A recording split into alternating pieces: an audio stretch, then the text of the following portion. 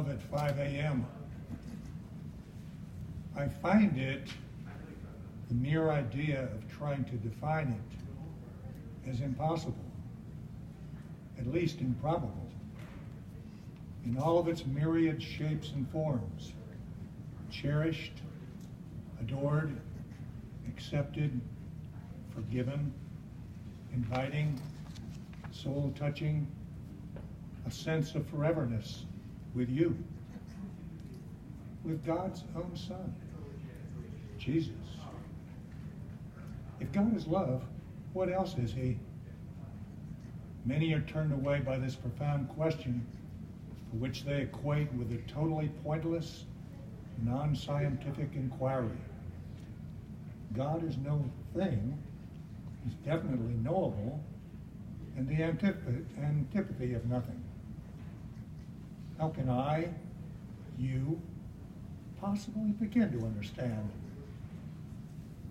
By embracing and allowing faith to take center stage in life's play, savoring the unfolding script. Believing in Him is believing with Him. Then you can make sense of John 3:16. He surpasses being a historical reality to becoming a personal, indwelling, and eternally available and forgiving soulmate. All things are possible. A childlike taking of His hand, a hand with nail prints and tear stained. I find a powerful and positively addictive relationship with this man, this human part of God Himself, who is with us through the holiest of spirits. Now, halting but searching His love, I take baby steps into His world, now and later. This next one is for Kevin. My son, my artist son, my gay son, my uniquely gifted and at times cursed and rejected by others son. How proud I am of you, of your courage to express who you are and what you're about, of the individuality that you possess, however fiercely you may express it. The journey's not been an easy one for either of us. I struggled for years to influence you in my directions, in the process discounting your gifts, which far exceeded my hopes for you. You were strong, resolute, and unyielding to my spoken and unspoken pressures. Good, great for you that you found the strength to do so. You possess the capacity to proudly be the self of which I have become most proud. Your mosaic pieces of self are to be treasured by you, by your mom and I, by others. Some who assuredly understand, some who assuredly do not. And now New York City, alone, a mix of fears and braveries as you find your way in art, in life. I shudder in my own cowardice as I think of the imagining of the city, while I marvel in this journey. You and Brandon, your dog, whose bark may be worse than his bite, but whose senses lead away from danger as he intuits the geography in his own proud way. Know that I'm with you every step, as are Judy, Robin, Amy, and a number of us.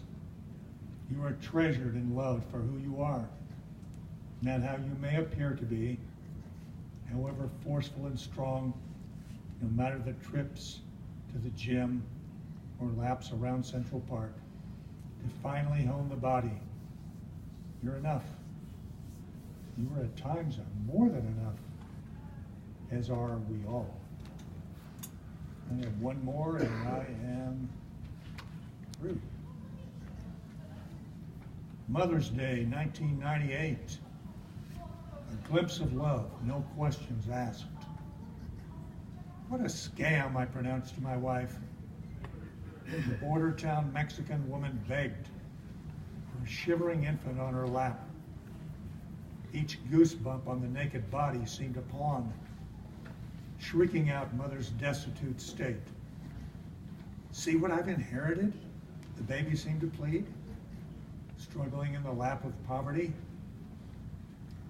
Judy acted without hesitation. Into the place of business nearby, bearing witness to the hustle, went she, emerging moments later with a colorful, warm blanket, placing it around the baby. I was silent, struggling with which of my feelings to own. Yes, probably a con, a maneuver for sympathy, pity, pesos, and yet there are moments when Christ-filled intuition, love if you will, is infinitely more powerful than ponderous questions and the excuses thereby generated, dulling me toward resignation. Grandmother's legacy of unconditional love to you to be gifted. She smiles as she observes that you're the difference between acting and being, between posturing and authentic presence, impacting others in immeasurable and beautiful ways. May I continue to glimpse your wonder as we live, love, learn of life together. If a blanket finds a way to a cold shoulder through a caring giver for a brief moment, then the infant in all of us is warmed and the skeptic shields his face. May your own love be returned to you tenfold and nuzzle you in its quilt.